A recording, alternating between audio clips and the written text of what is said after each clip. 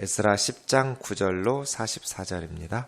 유다와 베냐민 모든 사람들이 3일 내에 예루살렘에 모이니 때는 9째 달 20일이라 무리가 하나님의 성전 앞 광장에 앉아서 이 일과 큰 비 때문에 떨고 있더니 제사장 에스라가 일어나 그들에게 이르되 너희가 범죄하여 이방 여자를 아내로 삼아 이스라엘의 죄를 더하게 하였으니 이제 너희 조상들의 하나님 앞에서 죄를 자복하고 그의 뜻대로 행하여 그 지방 사람들과 이방 여인을 끊어버리라 하니 모든 회중이 큰 소리로 대답하여 이르되 당신의 말씀대로 우리가 마땅히 행할 것이니이다. 그러나 백성이 많고 또 큰 비가 내리는 때니 능히 밖에 서지 못할 것이요 우리가 이 일로 크게 범죄하였은즉 하루 이틀에 할 일이 아니오니 이제 온 회중을 위하여 우리의 방백들을 세우고 우리 모든 성읍에 이방 여자에게 장가든 자는 다 기한에 각 고을의 장로들과 재판장과 함께 오게 하여 이 일로 인한 우리 하나님의 진노가 우리에게서 떠나게 하소서 하나 오직 아사엘의 아들 요나단과 디과의 아들 야스야가 일어나 그 일을 반대하고 무슬람과 레이 사람 삽부대가 그 일을 돕더라. 사로잡혔던 자들의 자손이 그대로 한지라 제사장 에스라가 그 종족을 따라 각각 지명된 족장들 몇 사람을 선임하고 10째 달 초 하루에 앉아 이 일을 조사하여 첫째 달 초하루에 이르러 이방 여인을 아내로 맞이한 자의 일 조사하기를 마치니라. 제사장의 무리 중에 이방 여인을 아내로 맞이한 자는 예수와 자손 중 요사닥의 아들과 그 형제 마아세야와 엘리에셀과 야립과 그달랴라. 그들이 다 손을 잡아 맹세하여 그들의 아내를 내보내기로 하고 또 그 죄로 말미암아 순양 한 마리를 속건제로 드렸으며 또 임멜 자손 중에서는 하나니와 스바디아요 하림 자손 중에서는 마아세야와 엘리야와 스마야와 여엘과 우시아요 바스훌 자손 중에서는 엘류에네와 마세와 이스마엘과 느다에넬과 요사밧과 엘라사였더라. 레위 사람 중에서는 요사밧과 시므이와 글라야라는 글리다와 부다히아와 유다와 엘리에셀이었더라. 노래하는 자 중에서는 엘리아십이요 문지기 중에서는 살룸과 텔렘과 우리였더라. 이스라엘 중에서는 바로스 자손 중에서는 랴마와 이치아와 말기야와 미야민과 엘라살과 말기야와 분하야요 엘람 자손 중에서는 마따냐와 스라야와 여엘과 압디와 예레못과 엘리야요 삿두 자손 중에서는 엘료에네와 엘리아삽과 마따냐와 예레못과 사밧과 아시사요 베베 자손 중에서는 여호하난과 하나냐와 삽베와 아들레요 바니 자손 중에서는 무슬람과 말룩과 아다야와 아습과 스알과 여레못이요 밧 모압 자손 중에서는 안나와 글랄과 푸나야와 마아세야와 마따냐와 부살렐과 빈누이와 문하세요 할인 자손 중에서는 엘리에셀과 이시야와 말기야와 스마야와 시므온과 베냐민과 말룩과 스마리아요 하숨 자손 중에서는 마뜨네와 닷다와 사밧과 엘리벨렉과 여레메와 문하세와 시므요 바니 자손 중에서는 마아데와 아므람과 우엘과 푸나야와 베드야와 글루히와 와냐와 무레못과 에랴십과 마따냐와 마뜨네와 야수와 바니와 빈누이와 시므이와 셀레미아와 나단과 아다야와 막나드베와 사세와 사레와 아사렐과 셀레마야와 스마리아와 살룸과 아마리아와 요셉이요 느보 자손 중에서는 여이엘과 마띠디아와 사밧과 스비네와 이또와 요엘과 분하야였더라. 이상은 모두 이방 여인을 아내로 맞이한 자라. 그 중에는 자녀를 낳은 여인도 있었더라. 아멘.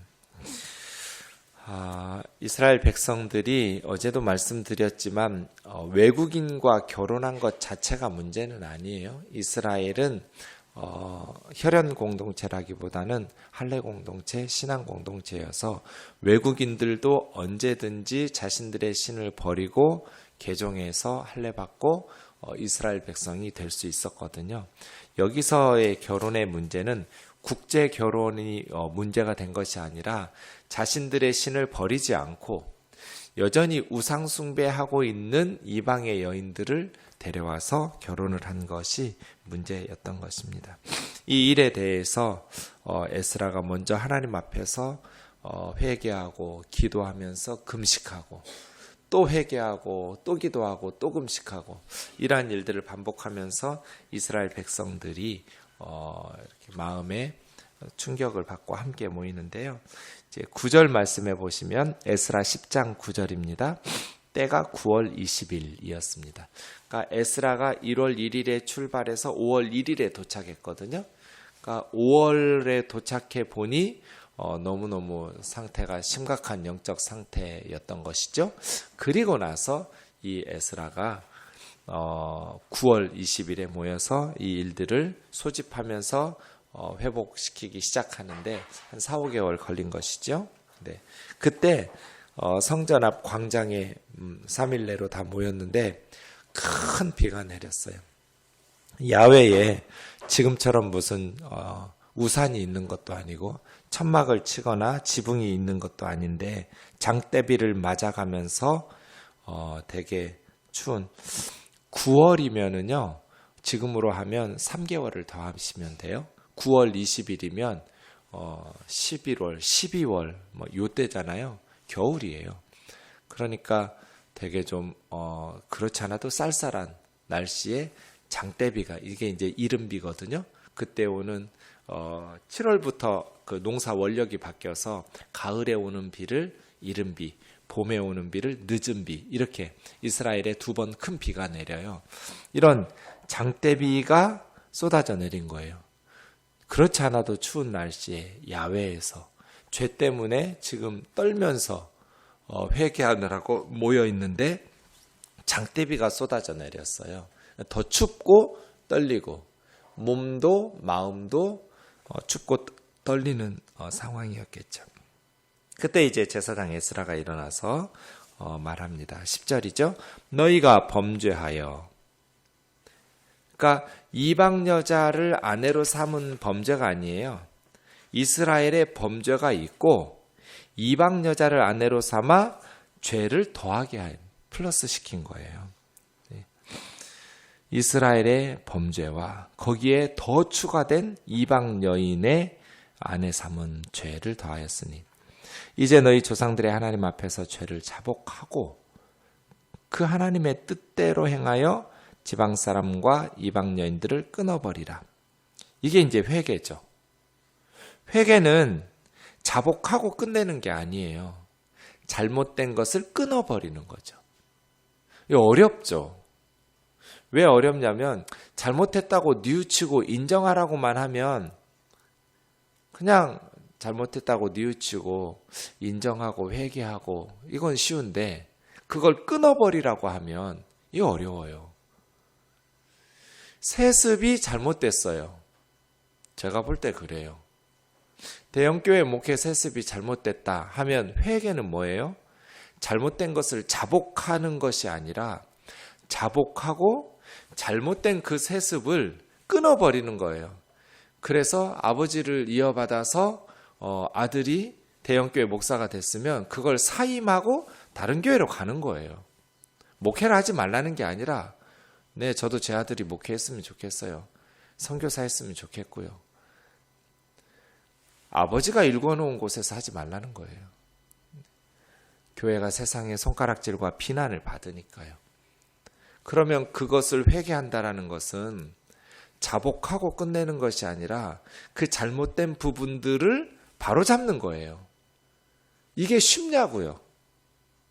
어렵죠. 그래서 이게 어려운 거예요. 회개하고 물러나는 거거든요. 그러니까 이게 가정마다 굉장히 심각한 것이 밑에 있는 힘없는 백성들이 이런 일을 했다면 에스라가 이걸 바로잡기가 좀 더 쉬웠을 거예요. 그런데 이 일에 앞장섰던 사람들은 방백들이거든요. 고위직에 있었던 권세 있는 사람들이에요. 에스라 입장에서는 매우 부담스러운 사람들이에요. 그런데 그것을 끊어버리라고 요구하는 것이 어렵죠. 엘리야 선지자 보세요. 갈멜산에서 승리했어요. 850명을 처단하면서 하늘에 불이 내려서 하나님이 참 하나님이라는 것을 알았어요. 그 엘리야 선지자의 갈멜산의 승리에도 불구하고 엘리야는 이런 요구를 하지 못했어요. 이방 여인들을 끊어버리고 우상 숭배를 끊어버리라고. 그래서 엘리야가 너무나 절망해서 그냥 죽기를 간구하면서 애통해했죠. 그런데 에스라 자복하고 끊어버리라는 거예요. 이방 여인들을 내보내라는 거예요. 엄청난 요구죠. 왜요? 나라가 죽느냐 사느냐 문제가 걸려 있으니까요. 그래서예요. 저는 에스라가 없었으면 이스라엘은 망했을 거라고 봐요. 에스라가 없었으면 지금 구약 성경의 모습이 지금처럼 되어 있지 못했을 거예요. 성경 다 불타고 외국에서 노예로 살다가 돌아와서 그들을 말씀으로 다시 회복시킨 사람이 에스라 학파예요. 지금 있는 구약 성경의 모습을 다 수집해가지고 연구하고 분책하고 나누고 그렇게 해서 지금 우리에게 성경을 물려준 구약 성경을 물려준 게 다 에스라 학파거든요. 에스라와 그의 제자들이에요. 에스라가 없었으면 이스라엘이 존재할 수 있었을까? 전 불가능했다고 봐요. 물론 하나님께서 에스라 아닌 또 다른 사람을 세우실 수 있겠지만 그 사람은 반드시 에스라 같은 역할을 했어야 됐을 거예요. 그래서 에스라를 주목하라고 그래요. 에스라는 하나님의 말씀을 가르치면서 하나님의 말씀대로 이스라엘 백성들을 회개시켜 회복시킨 사람이에요. 이스라엘이 죽느냐 사느냐의 문제가 걸려 있다고 판단했어요. 이것을 끊어내지 않으면 이스라엘은 다시 우상 숭배에 빠지면서 나라가 망할 거다. 하나님의 심판을 받을 거다. 그래서 에스라는 과감한 요구를 하죠. 끊어버리라. 고름은 살이 안 돼요. 그건 잘라내야죠. 제거해야 돼요. 죄는 그런 것이죠. 자복하고 뉘우치고 끝나는 것이 아니라 끊어버리라 이거예요. 네. 이방 여인을 끊어버리라. 그랬더니 12절에 모든 회중이 큰 소리로 당신의 말씀대로 우리가 마땅히 행할 것입니다. 마땅한 일입니다. 백성들이 많이 모였고 큰 비가 내리는 시기, 이른 비가 내리는 시기이니 당장에 지금 이렇게 여기 서서 할 수는 없고 하루 이틀에 할 일도 아닌 큰 범죄이니까 방백들을 세우고 모든 성읍에서 전수조사해서 이방 여자에게 장가든 자는 다 기한 안에 각 고을 장로들과 재판장과 함께 오게 해서 이 일로 인해서 하나님의 진노가 우리에게서 임하지 않도록 떠나게 하도록 합시다. 문제는 15절이에요. 아사엘의 아들 요나단과 디과의 아들 야스라가 일어나 그 일을 반대하고, 하나님의 선한 일에 꼭 반대하는 사람들이 있어요. 그래서 언제나 공격이 두 가지예요. 외부의 공격이 있고 내부의 공격이 있어요. 이거 참 정신 바짝 차려야 되는 부분인데요. 아무리 선한 일을 하려고 해도 반대하는 사람들이 나타나요. 여러 가지 논리를 펼 수 있겠죠. 네. 그래서 1차적으로는 외부의 적이, 2차적으로는 내부의 적이 일어나게 되어 있어요. 그리고 거기에 돕는 사람들이 있어요. 무슬람과 가시바로 이또를 찾아간 사람 중에 한 사람이거든요. 무슬람은 8장 16절 보면 여기 있는 요나단, 야스야는 평범한 사람 아니에요. 8장 6절 보면 족장이에요. 족장. 리더들이에요. 일어나서 반대하고 그들을 돕는 자들이 또 나타나고 해서 에스라의 개혁을 반대하는 거예요. 대책 없죠. 나라는 어떻게 될 것인가 관심 없어요. 16절이요. 사로잡혔던 자들의 자손. 성경에 사로잡혔던 자들의 자손, 이 말은 11번 나오거든요. 그 중에 에스라에 10번 나와요. 하나는 오바댜 1장 20절에 한 번 나오고요. 그만큼 사로잡혔던 자의 자손이라는 말은 에스라에 많이 사용된 단어예요. 에스라가 강조하는 건 뭐예요? 우리는 사로잡혔던, 나라 망해서 노예로 70년간 살았던 조상들의 자손이다. 그럼 무슨 말이에요? 다시는 우리 조상들처럼 하나님 앞에 범죄해서 노예로 사로잡혀가면 안 된다, 그 말이잖아요. 우리는 사로잡혔던 자들의 자손이다. 나라 망해서 노예로 살다 온 자들의 자손이다. 그 자손인 우리가 다시 우리 조상들처럼 우상 숭배해서 또 나라 망해서 노예로 사로잡혀가면 안 된다. 그 말 하고 싶은 거예요, 지금. 사로잡혔던 자들의 자손이 그대로 한지라.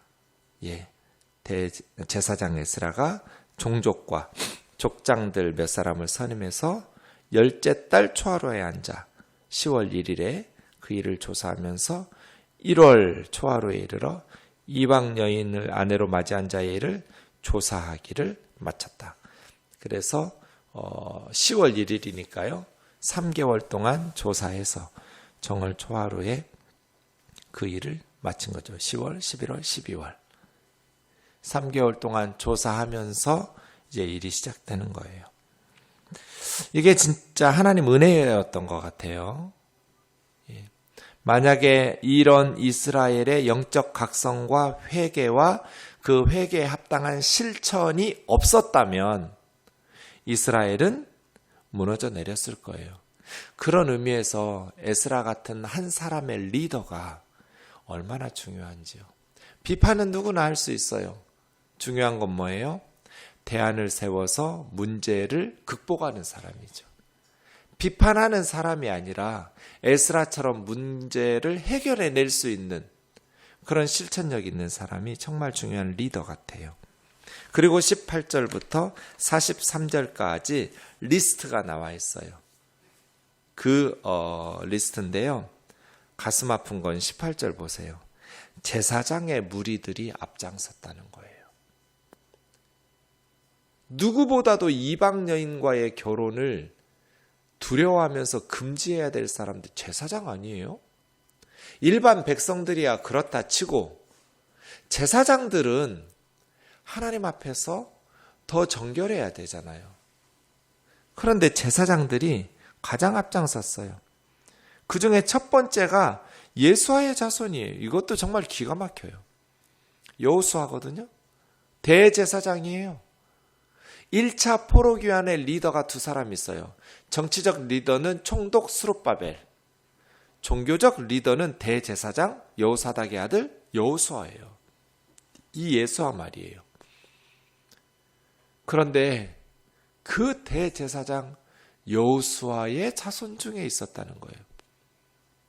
이걸 보면 정말 신앙의 계승이 어렵다는 걸 깨닫게 돼요.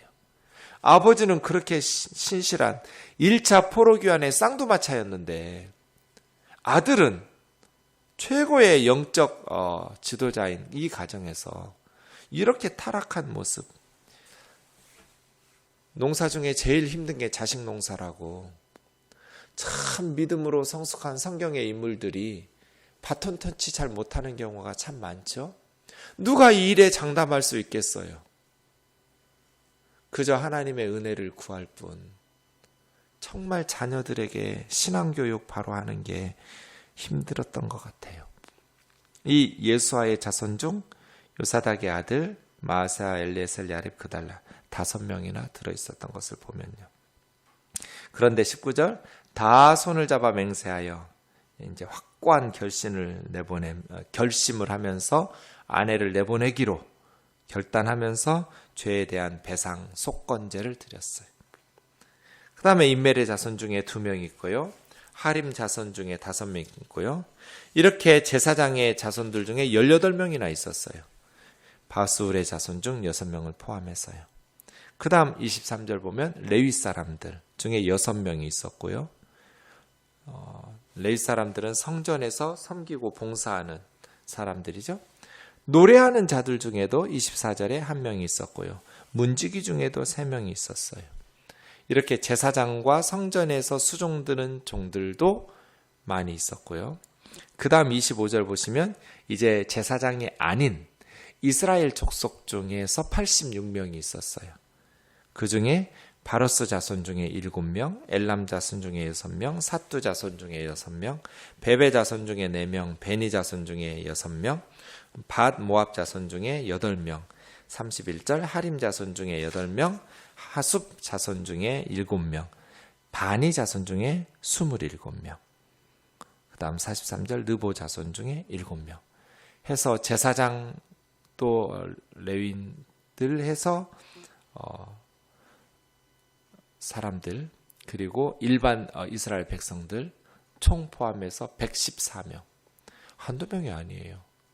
리더들이 114명이 이방 여인들과 결혼한 거예요. 그 중에 자녀를 낳은 여인들도 있었더라 라고 말할 수 있는 것이죠. 이러한 모습들을 보면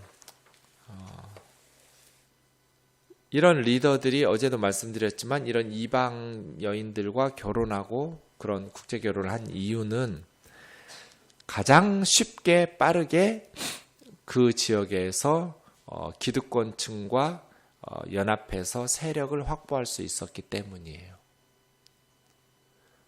노예로 살다가 포로지에서 살다가 왔던 이들에게 가장 빨리 그 가나안 지역에서 권세를 잡을 수 있기 때문에 부와 명예와 권력을 획득할 수 있는 방법이기 때문에 세상적으로 타협하게 된 것이죠.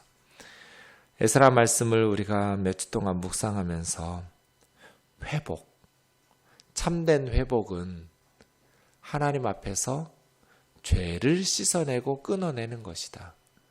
하나님 앞에 우리가 끊어내야 될 죄악의 모습들이 무엇인지 돌아보면서 성령 안에서 거룩하고 정결하게 되기를 주의 이름으로 축원합니다. 기도하겠습니다. 사랑하는 하나님 아버지, 사회적 개혁을 영적인 회개에서부터 시작했습니다. 지금도 마찬가지인 줄 믿습니다. 이 사회의 적폐청산이라 말하는 것이 그리스도인들이 영적으로 회개하지 아니하고 어찌 가능할 수 있겠습니까? 오 자비로우신 주님, 에스라처럼 금식하고 또 금식하고 기도하며 또 기도하고 회개하며 또 회개하여 참된 소망을 일구어낼 수 있는, 비판하고 끝내는 자가 아니라 그 어그러진 것을 고칠 수 있는 주의 자녀들이 되게 하여 주옵소서. 예수님의 거룩하신 이름으로 기도하옵나이다.